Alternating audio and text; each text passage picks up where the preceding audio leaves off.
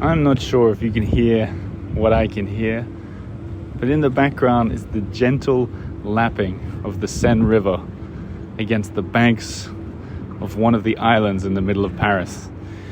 I'm going to take you for a walk along this island. I'm going to show you what I consider to be the best way to visit it. And I'm going to tell you some of the best things to do if you're walking here yourself. This is the Eiffel Tower. My name is Oliver G, and I is for Ile Saint-Louis.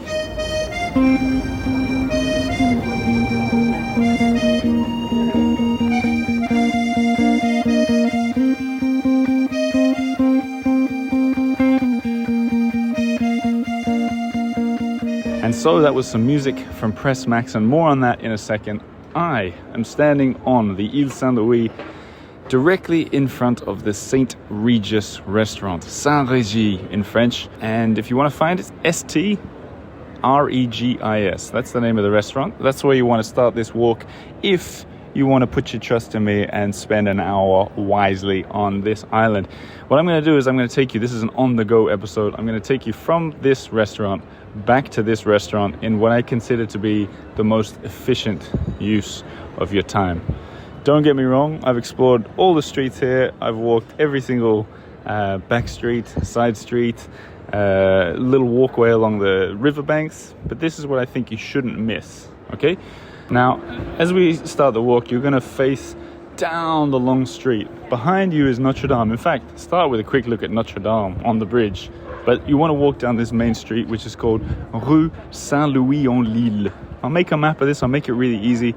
But you got choice, really. You can either start at the St. Regis for breakfast, but it's a good place to finish as well. And that's what I'm going to do. What I'd recommend, you walk straight down the guts of the island, all the way to the other side, and then we're going to take the water side on the way back. And as for Saint-Regis, I've been there for breakfast a couple times. I've been there for drinks. I think I had a lunch there once. I think it's at its best at breakfast. There's a good mix of tourists and locals, and it's got that extremely photogenic Parisian vibe.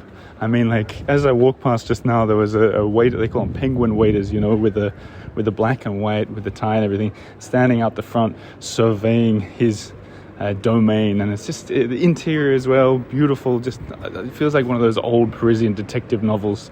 Still got that charm. So you want to start there. Then I think the best thing that you can do, especially if you're doing this walk in the morning, is pop into a coffee shop. And the best on the island is noir, the French word for black, Noir. That's where I'm standing now. They've I don't know how they got this position, but that cafe chain is taking over the city. I looked their website up. They got 15 coffee shops, and just a couple years ago, I don't think they even existed. So they do specialty coffee, the kind of place where you get a nice, like a flat white or whatever. Kind of charming interior. You can go in there and have a little cup of coffee and sit there. Pretty small. They got a downstairs area as well. But what I think you should do on this visit is get something to take away to accompany you on your trip. That's exactly what I'm going to do.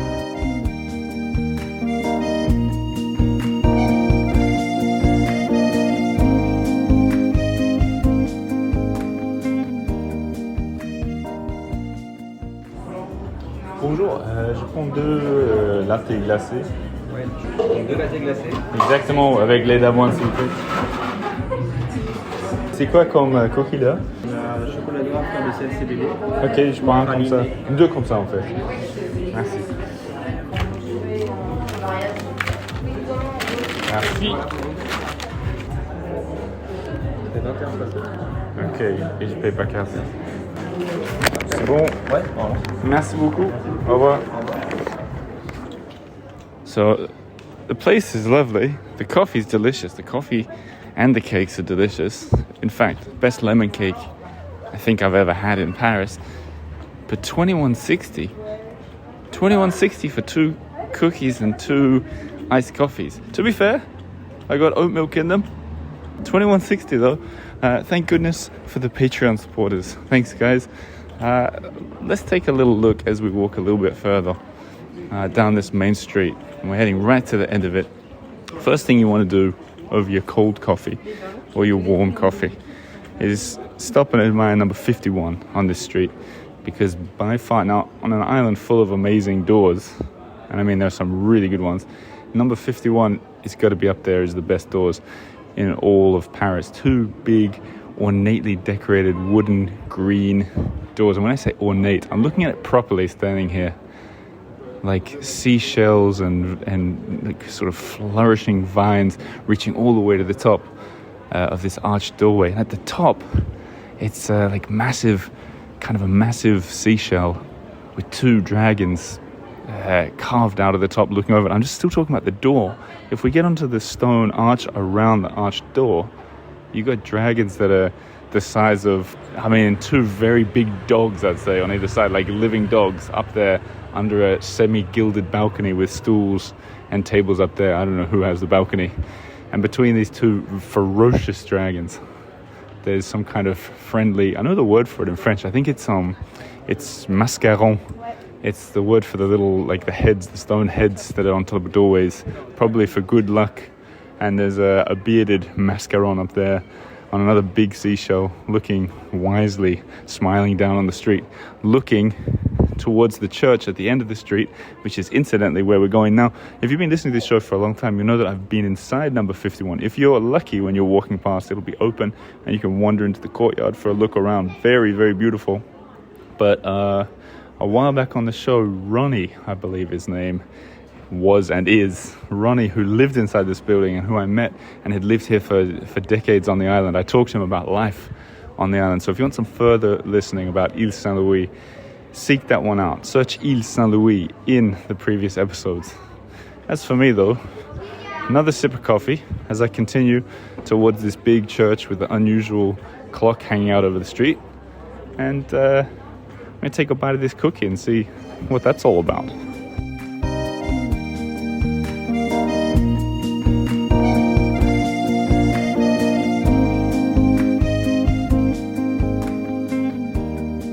Now, two extra details I want to point out as I walk along a quiet bit of street is the music that's been interspliced in this episode is from Pres Maxson, our maestro. Oh, look, I'm walking past a little cat.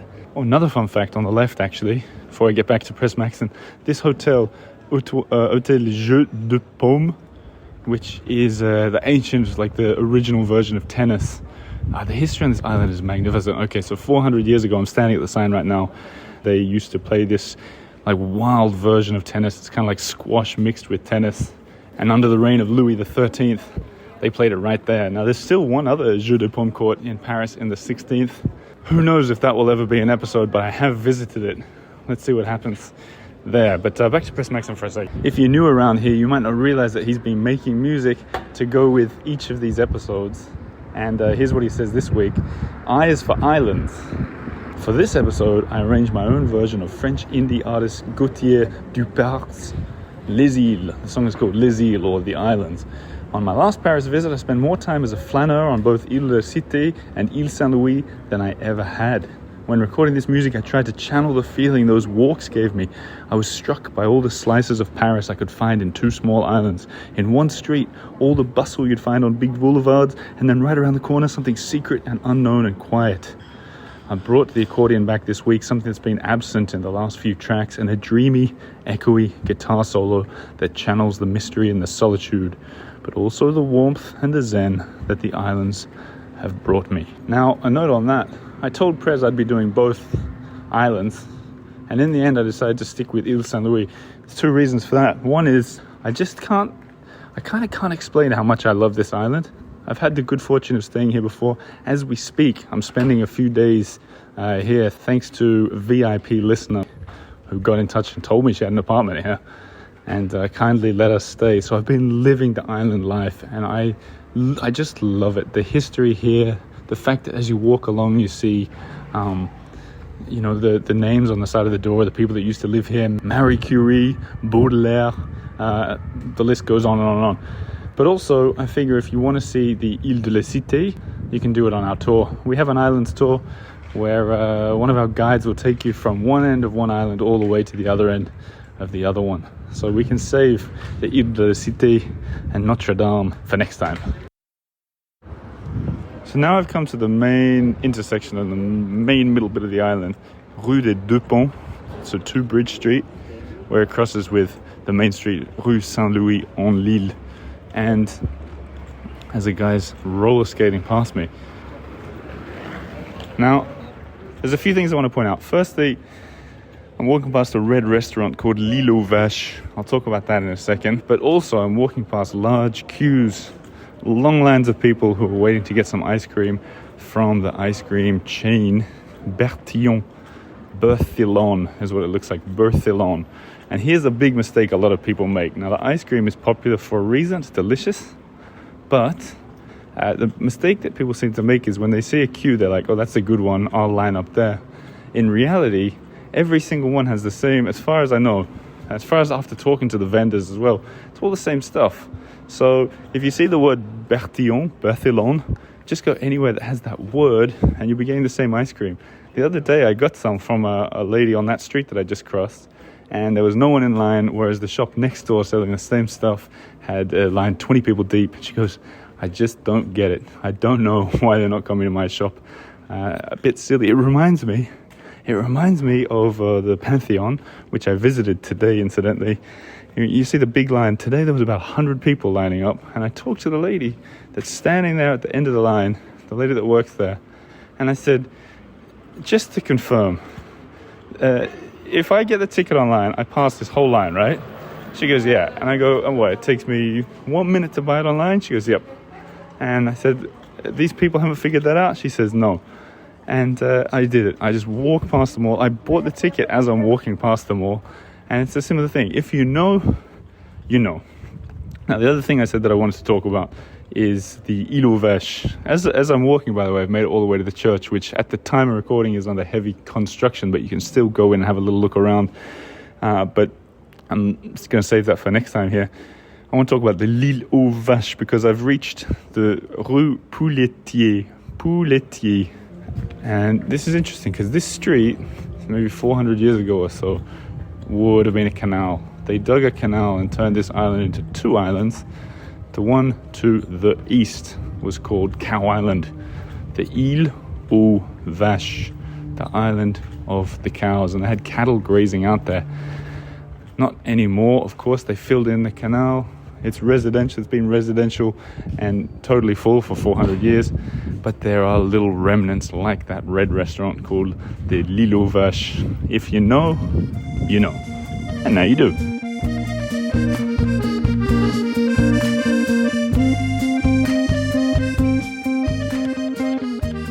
Now, the reality is the best way to visit the island is just walk around and get lost. It doesn't matter which banks of the Seine you see, which sides you walk on. It's all really nice. The whole purpose of me doing this episode like this was because it was 2 things, really. I remember once I met someone who, it was their first time in France and the first time in Paris, and I was saying to them, it's compulsory that you visit the Ile Saint-Louis. And they said, yeah, I've been wanting to research that. Do I need to buy tickets?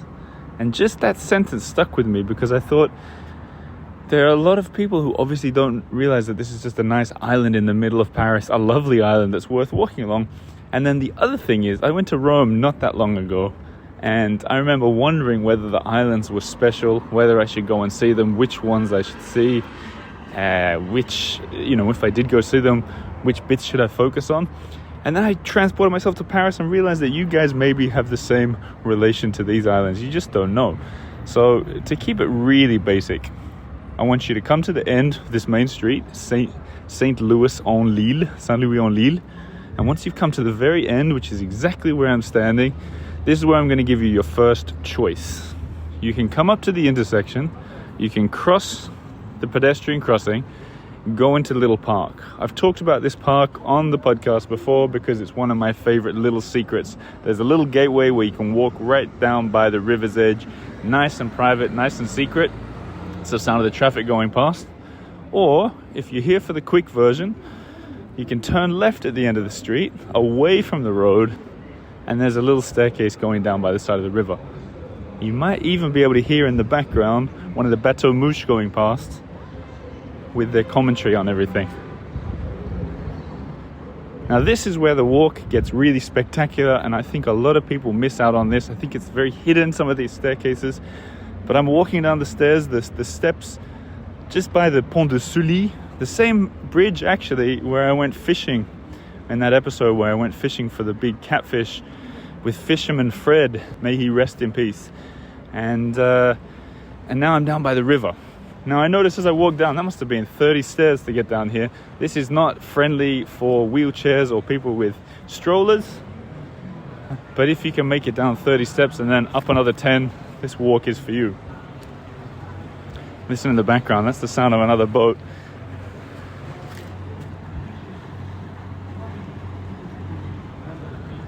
Does it feel like you're in Paris with me? Here, I'll make it even more tangible for you guys. Here's the sound of some early autumn leaves, which are lining the steps. Not quite autumn yet, but it definitely is in the air. Now, this on the other side of the river, over in the Marais, you can see a bar called Les Nautes, N-A-U-T-E-S, which is a great place to go for a drink, with about 100,000 Parisians and tourists sitting out the front. But me, I'm on the beautiful side, so they're all looking at this beautiful Ile Saint-Louis, and I'm walking with the river just a few tumbles away on my right hand side. See, this isn't protected, there's no fences. If you were flaneuring while looking at your phone or recording a podcast, you could very easily fall in the big drink. Now on my left is one of my regrets here. My regrets in making this episode and telling everyone to walk down on the banks of the river like I'm doing now. It means you miss Quai d'Anjou, which is a very beautiful street just up above me on the other side of this big stone wall. But I had to cut something. Hundreds of tourists on the boats going past. Someone shouting hello to me. I'll wave. Bonjour! They're all waving. I should have filmed this. Hey, that reminds me. What I'm going to do is this exact walk, I'm going to make it into a map. Really nice and easy and clear for everybody who wants to do the same thing. And then soon I'm going to get the stabilizer out, get the camera out, and do this whole walk live so people can picture it perfectly. But that's going to be for the Patreon members. That is how this show continues. And that is how we can get away with sampling coffee and cookies at €21.60. Goodness me. Another thing I want to point out, as I approach the next bridge, by the way, perfect for photography. I can see 3 bridges ahead through the arches of this nearest bridge. But I was going to say, on the other side of the river right now, where I'm recording this at the end of summer, the Paris plage is going on, the Paris beaches. I want to say a little word about the Paris plage. Is when I first heard about it, maybe, I don't know, 6, 7, 8 years ago, I thought, oh my gosh, beaches of Paris, this sounds amazing. This was back when I was a journalist, and I remember them talking about shipping a bunch of sand in to turn it into beaches, and I thought it was the most magical idea ever. And I was ready for it, I was down for it, and when I first saw it, I was really disappointed. I just thought it was a bunch of deck chairs and a little bit of sand here and there. And then with time, either they've really improved it, or my sensitivities have changed, or I've forgotten how good the beaches in Australia are, and my whole ranking system doesn't make sense anymore. But I was walking along it yesterday and I was really impressed. I think they've really, firstly, if you have no idea what I'm talking about, they put thousands of chairs for people to sit along, big parasols. They have loads of, especially in a hot summer, it's perfect. They got loads of this like steam, like misty water just firing down on people. They've got loads of extra restaurants. They've got games like huge chess that you move with 2 hands, the pieces with 2 hands. You've got games for the kids, and all of it is on what used to be a highway. So, they've got salsa lessons, they've got people dancing, people singing, all on this highway. It's really amazing. And I was just walking along it the other day thinking, well done, Paris. You really got this right. What a clever reuse of space. So that's going on to the right of me now. And if you're in Paris, make sure you make a little beeline for that in the summer. Check it out for yourself.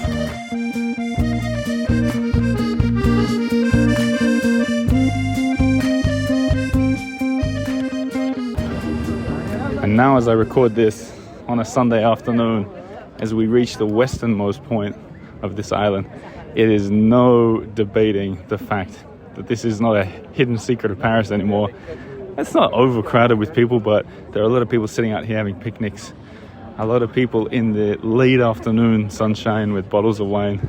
You can hear them laughing, chatting amongst themselves, lapping up the sunshine with the Seine at their toes. This is just the perfect way to spend a walk, a perfect way to spend an hour. As I said, one of the best hours you can spend in Paris. In front of me, the steps going back up to the Saint-Louis restaurant. I'm finishing exactly where I started. Hopefully, you'll do a similar walk yourself, and you'll agree with me that this is one of the best walks in the city of Paris. And as I go up the steps to the finish line, I'll say thank you very much. That's enough for me. If you want to see this in person, well, come to Paris. Or the next best thing, become a Patreon member. Patreon.com/the Eiffel Tower. And I'll show you it in a live video very soon. There you go. Was that 20 steps? And I'm back where I started. Ile Saint-Louis. That's the letter I. And I'm done for this week. Merci beaucoup. And au revoir.